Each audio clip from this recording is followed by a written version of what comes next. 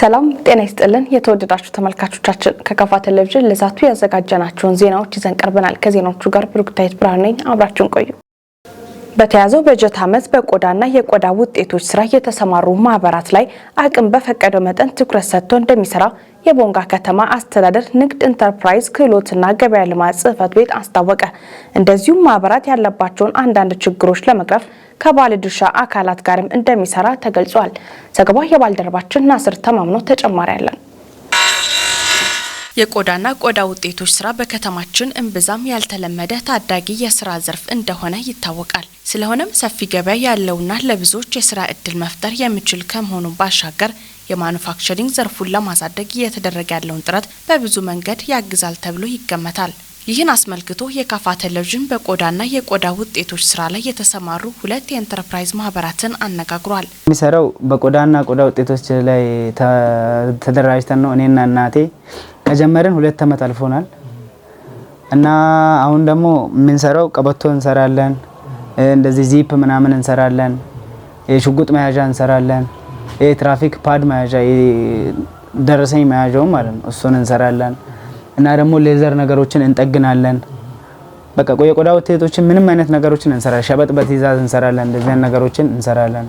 ያው መጀመሪያ ስራ አልነበረን እንደማን ወጣት ብዙም ስራ አልነበረን። 2013 አካባቢ ነው መደራጀት ነው የጀመርነው። ለአምስት ነው የተደራጀነው። እንደማንኛው ወጣት ያው 20 ሺህ ምናምን ብር ቆጥበን ነው 200 ሺህ ብር ከማይክሮ ወስደን ነው መንግስት ባመቻቸል ምቹ ሁኔታ በዛ ምክንያት ነው ወደዚህ ስራ የገባነው። አጋጣሚ በዚህ ስራ ዘርፍ ብዙም አልነበረም። በዛም የዘርፍ መርጠን ወደ ዘገባ ነው አሁን የሰራን ነው። ማህበራቱ አክለውም ቀደም ሲል የነበሩበትን ሁኔታ አሁን ካገኙት ለውጥ ጋር እያነጻጸሩ ያብራራሉ። እሱ በጣም ከባድ ነው። በርግጥ ያለ ስራ መኖር በጣም ከባድ ነው። እንግዲህ ብዙ ያው አመታችን ስራ አልነበረም። አጋጣሚ በሰዓቱ ያው የተለያየ ቦታ ነበር የምንውለው። በተለያየ ቦታ ነበር ብዙዎቻችን የምንውለው። ከዛ ያው አጋጣሚ ብዙም ሰው ሲመክር ነበር ተደራጅታችሁ ለምን እንደዛ ታርጉም በፊት ከኛ ፊት ያው የተደራጁ ማህበራት ነበሩ። እነሱም ያው አጋጣሚ ጓደኞች ነበሩ ተደራጅተን እንደዚህ ስራ ስሩ ምናምን ያሉ ነበር። በዛ ምክንያት ነው ወደ ስራ ገባ ነው። ያን አሁን ያለው ሁኔታ በጣም አሪፍ ሁኔታ ነው። ከመጀመሪያው ይሻላል። እንግዲህ በጣም ያስቸጋሪ በዛ ጊዜ ደረጃ ላይ እኔ አይደለሁም ይሄን ስራ የጀመርኩት። መጀመሪያ እዚህ እንጀራ አባቴ ነበር። እሱ ነው ሁሉንም ነገር ያስተማረኝ። እኔ ተማሪ ነበርኩ የዛሬ 2014 አካባቢ 2014 ላይ ትምህርቴን የጨረስኩት። በአጋጣሚ እሱ ሲታመም እንደሱኝ እዚህ ጋር እየሰራሁት ምን እያልኩ ነው ስራውን የለመድኩት። ለወጣቶቹ ሰፊ የስራ እድል ለመፍጠር መንግስት እያደረገ ያለው ጥረት የሚደነቅ መሆኑን ማህበራቱ ሳይሸሽጉ በሌላ በኩል ደግሞ መፈታት አለባቸው የሚሏቸውን ችግሮች ያቀርባሉ። እናም ሼድ ወሳኝ ነው። አሁን ለኛ ይሄ ማምረቻ ነው። እዚህ ነው የምናመርተው። አሁን ከዚህ ወደ ጣይታችን እንደሆነ ዞርታ ቦታ ነው። ማን ዞሮ ማይሰው የለም እና ሰርተን ዝም ብለን እዚህ ያከማችን አለ ነው። በሽጫ ቦታ ወደ ፍልውጥ ባዘጋጁና ምርቶቻችን አወጣ በእንሸጥና እና እንደዚህ በዞን ደረጃ በያመቱ ይመጣል። እነዚህ ባዛር ነገሮች አሉ። ያ ቦታ መንግስት ባመቻችልና ምርታችን እዛ ወጥተን ኤግዚቢሽን ላይ ለህዝብ ብናሳይ ጥሩ ነገር ነው የምንትናለን። አሁን ላይ ብዙም የማምረት ስራ የስራ አለ የጥገና ስራ ነው የስራ አለ። ምክንያቱም የስራ ነው የተሸጠለ ለምን ቁጭ ነው አለው። ያው መስራን ለማሽጫ ቦታ ብዙ ምቹ ነው ዞርታ ቦታ ነው። ስለዚህ ሸሪ መቻችን ጥሩ ነው አለው። የተሻለ ለውጥ እናመጣለን ያስባሉ። ሌሎች ወጣቶችም የነሱን አርአያ እንዲከተሉ ማህበራቱ ምክር ይለግሳሉ። ወጣት በእኛ ሀገር እዚህ በተለምዶ ሰው የቦንጋ ልጅ ስራ አይወድም የከፋ ልጅ ስራ አይወድም ይባል ነገር አለ። እኔ ያንን ደግሞ በብዙ መንገድ አይቻለሁ። እኔ ጋር ለምሳሌ ይገቡና 3 ቀን ይሰራሉ፣ ስራውን ይሰላቹታል። ይሄን ያክል የሚካበድ ነገር አይደለም። ቁጭ ብሎ ነው የሚሰራው። የጭንቅላትና የእጅ ስራ ብቻ ነው የሚያደርጉትን ነገር አሳምረው መስራት። ከዛ በቀላል መንገድ ትርፋማ መሆንም ይችላሉ፣ ህዝብን ማገልገል ይችላሉ፣ ቤተሰብ ማስደሰት ይችላሉ። ያን ከማድረግ ይልቅ ከመቃሙን ምን ሆነ እዚህ ጋር ደግሞ አላስፈላጊ ቦታ ላይ ከሚውሉ እንደዚህ የሆነ ሐሳብ አምጥተው ሐሳብ ቢመጣ ብዙ እኛ ጋር ያልተሰራ ስራ አለ። ገና ብዙ ከተማው እንደ አዲስ እያደገ ነው። ብዙ ሰው የሚያልመድ የሚፈልገው ነገር አለ። ሐዋሳ ሄዶ የሚገዛው ነገር አለ። ጅማ ሄዶ የሚገዛው ነገር አለ። ያን ደግሞ እዚሁ በቀላል መንገድ በትንሽ ብር 10 ሺህ 20 ሺህ ብር ይዘው በትንሽ ብር ስራ የሆነ ሐሳብ ፈጥሮ መስራቱ የተሻለ ነው። በዚህ ዙሪያ ተጨማሪ አስተያየት የሰጡን ደግሞ የቦንጋ ከተማ አስተዳደር ንግድ ኢንተርፕራይዝና ክህሎት ጽሕፈት ቤት ኃላፊ ናቸው። ቆዳና ቆዳ ውጤቶች የማኑፋክቸሪንግ ንዑስ አንዱ ዘርፍ ነው። ምናልባት ዘርፉ እንደ ከተማችን ብዙም ጎልቶ ያልታየ ገና የታዳጊ ዘርፍ ስለሆነ በከተማችን 3 ማህበራት አሉ። በእነኚህ ማህበራት ስር ወደ 15 አባላት አሉ። በ15 አባላት ስር ያው በቋሚነት ስራ እድል የተፈጠረላቸው ከ20 በላይ ወጣቶች አሉ በእነሱ ስር። ስለዚህ እነኚህ ማህበራትን በተመለከተ ምናልባት እኛ እንደ ከተማ የተለያዩ ድጋፎችን እያደረግን እስካሁን መተናል። በተለይ በባለፈው በጀት ዓመት ቆዳና ቆዳ ውጤት ላይ የተሰማሩ ወጣቶችን መስሪያ ቦታ ድጋፍ ከማድረግ አንጻር በቂ ድጋፍ ተደርጎላቸው መሀል ከተማ ላይ አንድ ትልቅ የቢዲኤስ ሼድ አለ። እዛ ሼድ ላይ ያሉ በተመሳሳይ ደግሞ ሌሎች ኮንቴነር ሼዶች ላይ ያሉ ማህበራት አሉ። ከዛ ባሻገር አሁንም የብድር ድጋፍ እንግዲህ መንግስት ለኢንተርፕራይዝ ከሚሰጠው ድጋፎች አንጻር አንደኛው የመስሪያ ቦታው እና ማምረቻ ቦታ ድጋፍ ነው። ሁለተኛ የፋይናንስ ድጋፍ ነው። ሶስተኛ የስልጠና ድጋፍ ነው። ማህበራቱ አለብን ያሏቸውን ችግሮች ለመቅረፍም ጥረት እንደሚደረግ ኃላፊው ያክላሉ።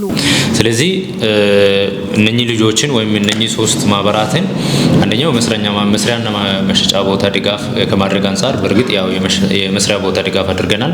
በተመሳሳይ መልኩ በስትሪንግ ኮሚቴ በማጸደቅ የብድር ድጋፍ እንዲያገኙ የሪቮልቭ ፈንድ እና መደበኛ ብድር በሁለት መንገድ ድጋፍ እንዲያገኙ የተደረገበት አግባብ አለ። ከዛ ውጭ ከስልጠና አንጻር ምናልባት ቲቪቲ ተቋም ጋር በመነጋገር አንድ ማህበር አንድ ዙር ያው ቀድሞ ነባርም ስለሆነ አንድ የስልጠና ማዕቀፍ አገኝተዋል። ግን እሱ በቂ አይደለም። ቀጣይ አንዱ የትኩረት አቅጣጫችንና የድጋፍ አቅጣጫችን ስልጠና ላይ ሞር ፎከስ እናደርጋለን የሚል ሀሳብ ነው የያዝነው። በመጨረሻም በዚህ ዘርፍ ቀጣይ የታቀዱትን ተግባራት የጽህፈት ቤቱ ኃላፊ አብራርተዋል። እኛ ያሰብነው ምንድነው? በእርግጥ ከዚህ በፊት አንድ ጠንካራ ማህበር አለ። በተለይ ቆዳና ቆዳ ውጤት ላይ ጠንካራ ማህበር አለ። አገራዊ ባዛር ሲደረግ ቦንጋ ከተማ ላይ በሚደረጉ ባዛሮች ላይ ምርቱን እያቀረበ የሚሸጥ ማህበር ነበረ። በተፈጥሮ ያው አደጋ ሞት እንትን ካለ በኋላ ማህበሩ በእርግጥ አሁን በቤተሰቦች የተመራ ነው። ነገር ግን የሱን ያክል ፕሮሞት ከማድረግ ችግር ነበረና ይሄን ችግር በእኛ ደረጃ ገምግመን አንደኛው በኢንተርፕራይዝ ደረጃ የሚዘጋጅ ባዛር አለ፣ ባዛርና ኤግዚቢሽን አለ። በሀገር አቀፍ ደረጃ የሚዘጋጅ ባዛርና ኤግዚቢሽን አለ። ቦንጋ ከተማ ብቻ ላይ ከከተማም ውጪ ፕሮሞት አድርጎ ተመርጦ ምርታቸውን በተለያዩ የፕሮሞሽን ዘዴዎች ተጠቅመው የሚሸጡበትን መንገድ አንዱ የእቅዳችን አካል ነው ያደረግነው።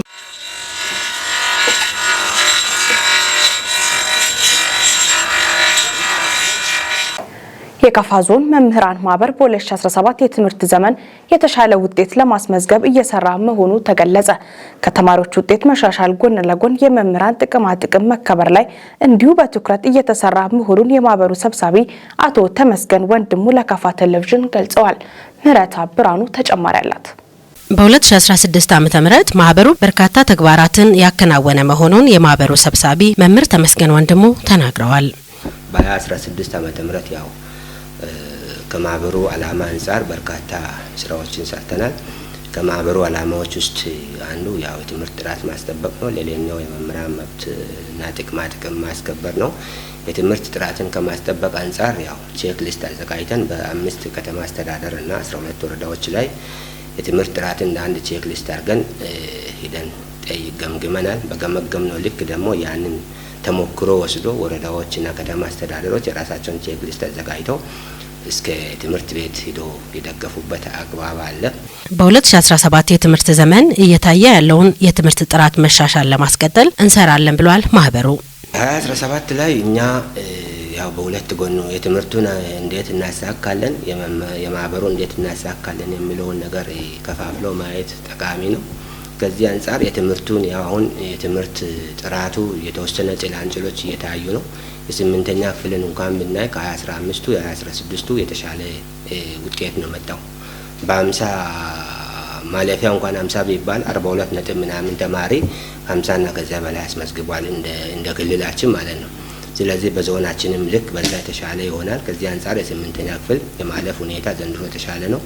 ከ20 ዓመት በኋላ የመጣው የ6ኛ ክፍል ሚኒስትሪ ዞን አቀፍም ቢሆን ወደ 64 ነጥብ ምናምን የሚሆን ተማሪ ወደ 7ኛ ክፍል አልፏል። ምክንያቱም በርካታ ጥራት የሚያሻሽሉ ስራዎች በዞን ውስጥ የተሰሩ ስራዎች እኛ የምናውቃቸው አሉና ያንን ለማስቀጠል የበለጠ ውጤት ለማምጣት ያው በቅንጅት ከትምህርት መምሪያም ጋር እንደ ዞን ከትምህርት መምሪያ ወረዳዎች ከትምህርት ጽሕፈት ቤት ጋር ሆኖ የተሻለ ስራ ሰርቶ የተሻለ ውጤት ለማምጣት ትልቅ ጥረት ይደረጋል ብዬ አስባለሁ። 2017 ላይ የማህበሩ ሰብሳቢ ከተግባራቶቹ መካከል በጥንካሬ የሚቀመጡ ያሉት ስራ ስንሰራ በጠንካራ ጎን ብለን ያዝናቸው አንደኛ ለመምሩ መልካም ፖዚቲቭ የሆነ ምላሽ መስጠት የትምህርት ጥራቱን ከማስጠበቅ አንጻር ትልቅ ድርሻ አለው በማለት የመምህራንን ጥያቄ ለመመለስ ደሞዝ በወቅቱ ለመክፈል ውዝፍ ደረጃ እድገቶችን ለመክፈል ቦታ ለመስጠት ትልቅ ጥረት የሚያደርጉ መዋቅሮች አሉ። ለምሳሌ ደሞዝ በወቅቱ እስካሁን ድረስ ባለው ሁኔታ በጊዜ በመክፈል በቦንጋ ከተማ አስተዳደር ሊመሰገን ይገባል። ከዛ ቀጥሎ ዋቻ ነው። ከዛ ቀጥሎ ሺሺንዳ እያለው አሉ። እነዚህ ናቸው። ከዛ ውጪ ደረጃ እድገትን ደግሞ ከ2013 ላይ ውዝፍ የነበረውን በገባው ቃል ልክ በሁለት ዙር ከፍሎ የጨረሰ ሺሾንዴ ወረዳ በጠንካራ ጎን የሚገመገም ነው። ቢጣም በዛ ልክ የነበረውን ውዝፍ ከፍሎ ጨርሷል። ከዛ ውጪ ለመምህራን ከሚሰጡ ጥቅማ ጥቅሞች ውስጥ አንዱ ቦታ መስጠት ነው። ለመምህራን ቤት መስሪያ ቦታ መስጠት ነው። ከዚህ አንጻር ዋቻ በቀደም በነሐሴ ወር እንኳን ለ11 መምህራን ቦታ ሰጥቷል። ይሄ በጠንካራ የሚወሰድ ሲሆን እንደዚሁ የመምህራንን ችግር ለመቅረፍ ጥረት የሚያደርጉ ፖዚቲቭ ምላሽ የሚሰጡ በፖላይት መልስ የሚሰጡ መዋቅሮች አሉ። መምህር ተመስገን አክለውም ደካማ አፈጻጸም ያሉት አለ። ሁለት ደግሞ የሚገመገመውና ትልቁ ለኛ ማነቆ የሆነው አንደኛው ደሞዝ በወቅት ያለ መክፈል ነው። ደሞዝ አሁን ከዚህ ከ3 አመት ወዲህ እየመጣ ያለው እስከ 51ኛ ቀን እስከ 52ኛ ቀን እስከ 45ኛ ቀን ደሞዝ መምህራን እየበሉ ያሉት። መምህሩ እንግዲህ ከደሞዝ ውጪ ሌላ ጎንዮሽ የሚያገኘው የሚያስበውም ነገር የለም። ያን ደሞዝ ነው። ያን ደሞዝ ወስዶ ለሱ የሚያስፈልገውን ነገር አሟልቶ ወደ ትምህርቱ ስራ ሲገባ ነው ውጤት የሚጠበቀውና ውዝፍ ደረጃ እድገት የቀረባቸው ያልከፈሉ መዋቅሮች አሉ። እሱ ነው እንግዲህ የመምህራን ቅሬታ ሆኖ እኛ ጋም ጥያቄ ያስነሳ ያለውና እሱን በጊዜ ከተከፈለ ደሞዙም በጊዜ ከወጣ ቀጣይ የትምህርቱ ስራ የተሳካ ይሆናል የሚል እምነት ነው ያለን። በቦንጋ ከተማ 75,000 ብር ሎተሪ ደርሶኛል ብሎ አንዲትን ግለሰብ አጭበርብሯል በተባለ ግለሰብ ላይ የእስራትና የገንዘብ መቀጮ ማስተላለፉን የካፋ ዞን ከፍተኛ ፍርድ ቤት አስታወቀ። በተከሳሹ ላይ የእስራት ቅጣት ሊወሰንበት የቻለው የማጭበርበር ወንጀል ድርጊት በመፈጸሙና ጥፋተኝነቱ በማስረጃ በመረጋገጡ ነው ተብሏል። መረጃው የደቡብ ምዕራብ ኢትዮጵያ ሕዝቦች ክልል ፖሊስ ኮሚሽን የህዝብ ግንኙነትና ኮሙኒኬሽን ነው። ክፍለ ያለሙ ተጨማሪውን ይዞታል። በከፋ ዞን የቦንጋ ከተማ አስተዳደር ፖሊስ የምርመራ መዝገብ እንደሚያስረዳው ተከሳሽ ሀብታሙ ዳምጠው ፋንታ በቦንጋ ከተማ አስተዳደር 02 ቀበሌ ግንቦት 24 ቀን 2016 ዓ.ም ከቀኑ 6 ሰዓት በሚሆንበት ጊዜ የግል ተበዳይን ትከሻዋን በመንካትና እጇን በመጨበጥ የ75,000 ብር ሎተሪ ደርሶኝ ከብሔራዊ ሎተሪ አስተዳደር ብሩን ለመቀበል መታወቂያ ስለሌለኝ ተባበሪኝ በማለት የማሳመኛ መንገዶችን በመጠቀም የግል ተበዳይን አጭበርብሯል።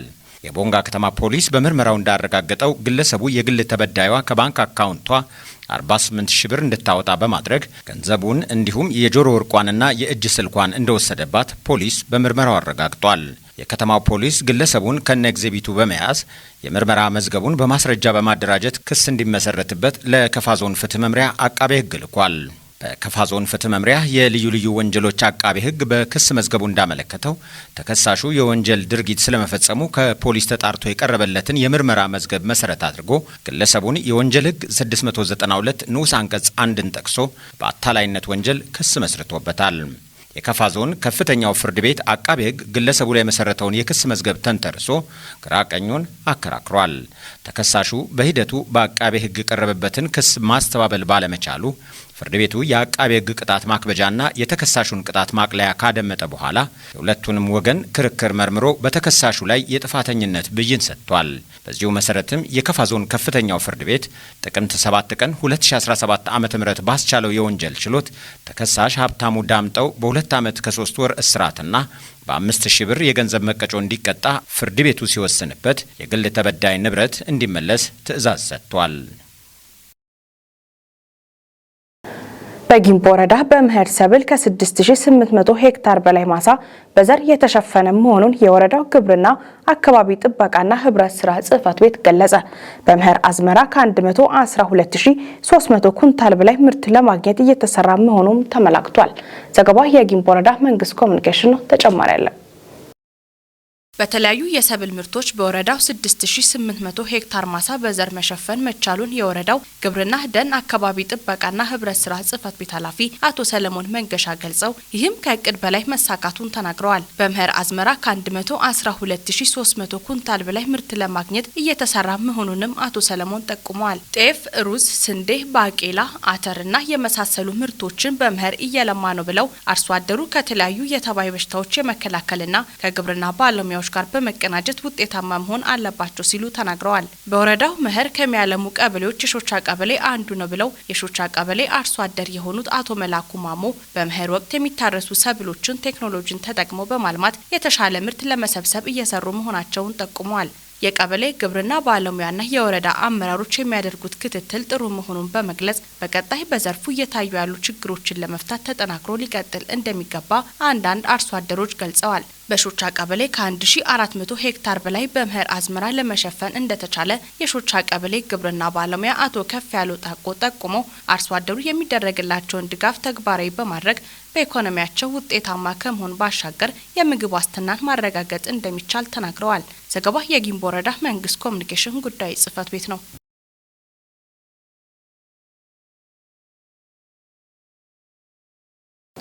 የቴክኖሎጂ አጠቃቀም ተግዳሮት በምግብ እህል ማምረት ላይ ተጽዕኖ እንዳያሳድርበት የሳይለም ወረዳ ግብርና አካባቢ ጥበቃና ህብረት ስራ ልማት ጽሕፈት ቤት ገለጸ።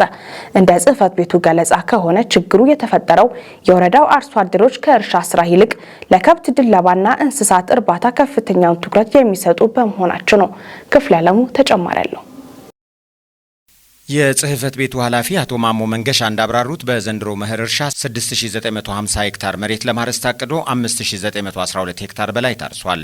በዚህ የመኸር እርሻ ስራ ላይ 5766 አርሶ አደሮች ተሳትፈዋል። በዘር ከተሸፈነው መሬት ስንዴ 561 ሄክታር በላይ፣ ገብስ 1067 ሄክታር በላይ፣ ጤፍ 1347 ሄክታር በላይ እንዲሁም አተር 1326 ሄክታር በላይ በዘር ተሸፍኗል። እንደ ኃላፊው ገለጻ ተልባና አጃን የመሳሰሉ ምርቶችም በመኸር እርሻው ተካተዋል። በቴክኖሎጂ አጠቃቀም ረገድ ሰፊ ክፍተት መኖሩን ያመላከቱት የወረዳው ግብርና አካባቢ ጥበቃና ህብረት ስራ ልማት ጽሕፈት ቤት ኃላፊው አቶ ማሞ መንገሻ በዘር ከተሸፈነው 5912 ሄክታር በላይ መሬት ውስጥ 36 ሄክታር ስንዴና 8.25 ሄክታር ገብስ ብቻ በቴክኖሎጂ ከመዘራቱ ውጪ ሌሎቹ በተለምዳዊ መንገድ ነው የተዘሩት ብለዋል።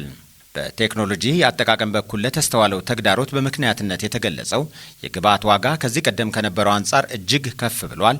እንዲሁም በመደበኛ ከሚለማውና በቴክኖሎጂ መካከል ብዙም የተራራቀ የምርታማነት ልዩነት የለም የሚል የተዛባ አመለካከት በአርሶ አደሩ ዘንድ መስተዋሉ እንደሆነ ተጠቅሷል።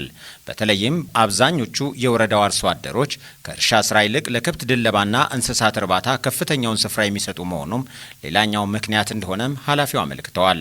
እነዚህን ችግሮች በመቅረፍ አርሶ አደሩ ሁለቱንም ተግባራት አጣምሮ በውጤታማነት እንዲተገብር እስከ ቀበሌ ባሉ መዋቅሮች የተገኙ አጋጣሚዎችን ጭምር በመጠቀም የተስተዋለውን የግንዛቤ እጥረት ለመፍታት እየተሰራ መሆኑንም አስረድተዋል።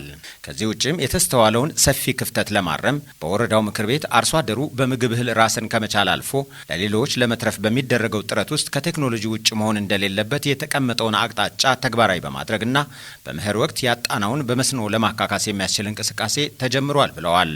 ያም ሆኖ ካለፈው ዓመት አንጻር ሲታይ መሻሻሎች አሉ ያሉት የጽሕፈት ቤቱ ኃላፊ አቶ ማሞ መንገሻ በጥቂት አርሶ አደሮች ዘንድም ቢሆን የታየውን መሻሻል ለማስፋት ጽሕፈት ቤቱ ከአጋር አካላት ጋር በመሆን እንደሚሰራም ጠቅሰዋል።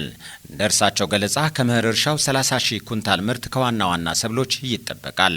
ይህም አምና ከነበረው ተመሳሳይ ወቅት ጋር ሲነጻጸር 10 በመቶ ብልጫ እንዳለው አስረድተዋል። የተከበራችሁ ተመልካቾቻችን ከካፋ ቴሌቪዥን ለዛቱ ያዘጋጀናቸው ዜናዎች እስካሁኖቹ ነበሩ። ዜናዎቹን በመምራት ብሩክታይት ብርሃኑ አብራችሁ ቆይታ አደረግኩ። ቀሪ የጣቢያችን መሰናዶች ይቀጥላሉ። መልካም ጊዜ